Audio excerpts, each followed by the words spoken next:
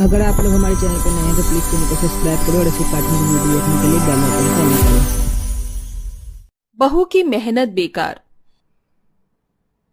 अरे वाह, मेरी बिरयानी भी बन गई और ये हलवा भी तैयार है। अब बस जल्दी से टेबल पर खाना लगाकर सभी का दिल खुश कर दूंगी। स्वरा रसोई में खड़े हुए खाना बना रही थी। स्वरा ज्वाला की बहू थी जिसे अच्छे अच्छे पकवान बनाने का शौक था। उसके घर में उसकी सास, ससुर, ननद, देवर और पति था। कुछ ही देर में स्वरा ने अपने पकवान बना लिए, जिसके बाद वो उन्हें टेबल पर लगाने के लिए चली गई। लेकिन अरे ये क्या, ये खाना यहाँ किसका रखा हुआ है? गौतम जी, ये खाना कैसा है?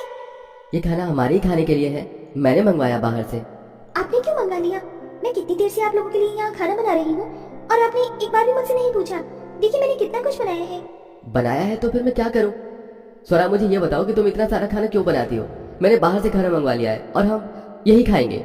तो फिर मेरी बनाई हुई खाने का क्या? अरे तुम्हारी दिक्कत क्या है स्वरा? खा लेंगे तुम्हारा भी बनाया हुआ खाना, लगा दो यहीं। जी, मैं जब भी ज्यादा दिल से सभी के लिए कुछ बनाती हूँ तब यही होता है। स्वरा बेचारी उदास हो गई, लेकिन फिर भी उसने अपना बनाया हुआ खाना भी टेबल पर लगा दिया। कुछ देर बाद सभी खाना खाने आ गए और वैसे बाहर के खाने की तो बात ही अलग होती है। कुछ भी खा लो, लेकिन बाहर जैसा स्वाद मिलता ही कहाँ है। माँ, ये चिकन भी खाकर देखो, आपको बहुत अच्छा लगेगा। ये मसालेदार चावल भी बहुत ही अच्छे लग रहे हैं। माँ जी, गौतम जी, बाबा, मैंने भी तो कितना कुछ बनाया है और बड़े दिल से बनाया है। आप उसे भी तो चख कर देखो। जब पता था कि आज का खाना बाहर से आएगा तो फिर तूने खाना क्यों बनाया? और अब अगर बना ही लिया है तो चल चख लेती हूँ। पता नहीं क्यों बनाकर बैठ गई है। ये हलवा है। हे भगवान, हलवा नहीं, ये चाशनी है, चाशनी। क्या सोचकर डाला इसमें इतना मीठा? ये बिरयानी भी आपने ही बनाई है भाभी, कितने कच्चे चावल हैं। तुमसे कितनी बार मना किया है मैंने स्वरा कि तुम कुछ भी मत बनाया करो, बस सादा खाना बनाया करो, लेकिन तुम हो कि कुछ समझती ही नहीं हो। सभी की बात सुनकर बेचारी स्वरा उदास हो गई। उसने जितने दिल से खाना बनाया था उसकी सारी ही मेहनत बर्बाद हो गई। खाना खाने के बाद स्वरा अपने कमरे में गई और जाकर रोने लगी। ऐसे ही एक दिन, अरे आज तो मेरा मन कढ़ाई पनीर खाने का हो रहा है। आज तो बढ़िया कढ़ाई पनीर ही खाऊंगी। गौतम से फोन करके कह देती हूँ कि मेरे लिए ढाबे से कढ़ाई पनीर ले आएगा। कढ़ाई पनीर? माँ जी, बाहर से मंगवाने की क्या जरूरत है, मैं बना दूंगी ना। अरे नहीं नहीं, तू रहने दे, मैं बाहर से ही मंगवा कर खाऊंगी। मेरा बाहर का ही खाने का मन है। माँ जी, आपके लिए खाना बनाकर मुझे बहुत खुशी मिलेगी, मान जाओ ना। चल ठीक है, बना देना, मगर याद रहे जैसा खाना तू बनाती है वैसा ना हो, बिल्कुल बाहर वाला स्वाद आए। जी माँ जी, आज तो आपको ऐसा कढ़ाई पनीर बनाकर खिलाऊंगी कि आपका दिल ही खुश हो जाएगा। स्वरा ऐसे बोलकर रसोई में आ गई और अपनी सास ज्वाला के लिए कढ़ाई पनीर बनाने लगी।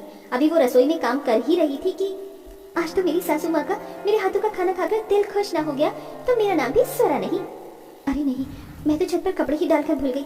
जल्दी से ले आती हूँ, नहीं तो सूरज की गर्माई से उनका सारा रंग उड़ जाएगा। स्वरा ऐसे बोलकर ऊपर से कपड़े लेने चली गई, लेकिन इस बीच वो गैस की आंच को मंदा करना भूल गई, जिसकी वजह से उसका बनाया हुआ कढ़ाई पनीर थोड़ा सा कढ़ाई में लग गया। अरे नहीं, मेरा खाना!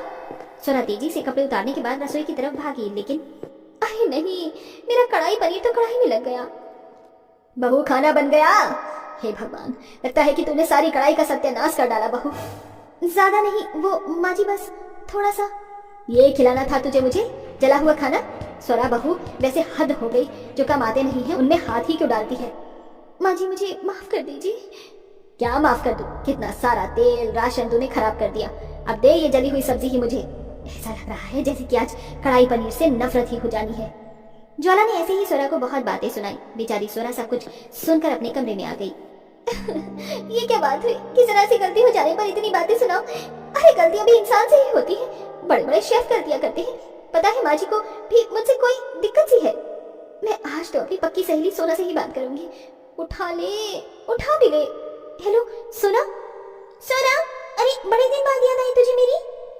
अब क्या ही बताऊं, मैं याद तो तुझे हमेशा ही करती हूँ, लेकिन अपने परिवार वालों की खिदमत से वक्त मिले तब तो तुझसे कुछ बात हो। यार सोना, तू जानती नहीं है, मेरे ससुराल वाले तो अपनी बहू की सारी मेहनत बेकार कर देते हैं। बहू की सारी मेहनत बेकार है इनके लिए। आज भी मैंने माँ जी के लिए कढ़ाई पनीर बनाया, लेकिन जरा सा लग जाने की वजह से उन्होंने मुझे बहुत बातें सुनाई। स्वरा बेचारी ने अपनी सहेली से ही अपना दिल का बोझ हल्का कर लिया।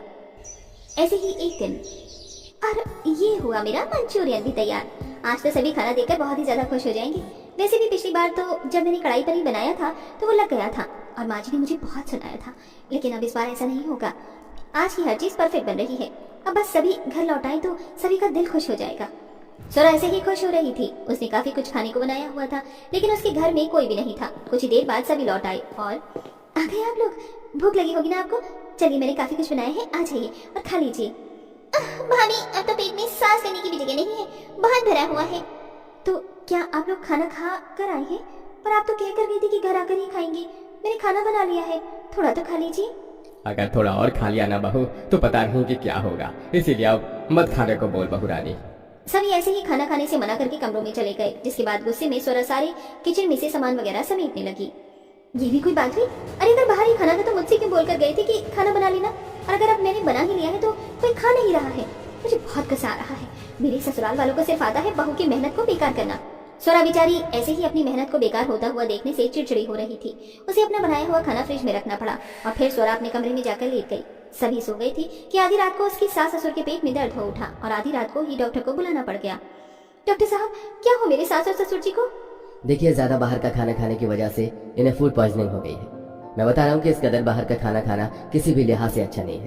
तो अगर आप लोगों को ठीक और स्वस्थ रहना है तो फिर घर पर बनाकर ही खाना खाया करिए। स्वरा को डॉक्टर ने सभी घरवालों के सामने समझाया और फिर वो दवाई देकर चला गया। देखा आप लोगों ने, बाहर का खाना खाने से क्या हुआ? अब मैं आपको बता रही हूँ, आज से बस घर का बनाया हुआ खाना ही खाइएगा। स्वरा ने भी काफी देर अपने घरवालों को समझाया और फिर ऐसे ही अगले दिन, मैंने आप सभी के लिए आज खिचड़ी बनाई है। कल माँ बाप का पेट खराब हो गया था ना, तो आज सभी हल्का खाना ही खा लीजिए। नहीं भाभी, हम ये खाना नहीं खाएंगे, कल जो हुआ वो बस इत्तेफाक था। हाँ बहू, तू कुछ खास खाना नहीं बनाती है, इसलिए मैं भी तेरे हाथ का रोज रोज नहीं खा पाऊंगी। आप लोगों को अपनी बहू की मेहनत बेकार करवाने में मजा आता है क्या? जाइए, मैं ही पागल हूँ जो आपकी फिक्र करती हूँ। खाइए जो भी आपको खाना है, मैं कुछ नहीं बोलूंगी। स्वरा ने ऐसे बोलकर बात को खत्म कर दिया। भाविका और ज्वाला भी बाहर का खाना खाने में अपनी शान समझ रही थी, जिसकी वजह से उन दोनों ने भी उससे कुछ नहीं कहा। अंत में उन्होंने बाहर से ही खाना ऑर्डर करके मंगाया और खाया। लगभग एक हफ्ते इसी तरह से सिलसिला चला और अब एक हफ्ते रेगुलर बाहर का खाना खाने से सभी घर वालों के पेट खराब हो चुके थे और वो लोग एक साथ ही एडमिट हुए। देखा आपने कि ऐसा इसी वजह से हुआ क्योंकि आपने मेरी बात को नहीं माना। अगर आप लोग मेरी मेहनत को बेकार न करवाते और घर का पका हुआ ही खाना खा लेते तो आज आपकी ये हालत नहीं होती। ठीक कह रही है बहू। अब सभी घर वालों को अकल आ गई थी। आज के बाद से फिर कभी भी घर वालों ने बाहर का खाना नहीं खाया। अब वो घर का खाना ही खाते थे, जिससे कि बहू की मेहनत भी बेकार नहीं होती थी और अब सब कुछ ठीक हो चुका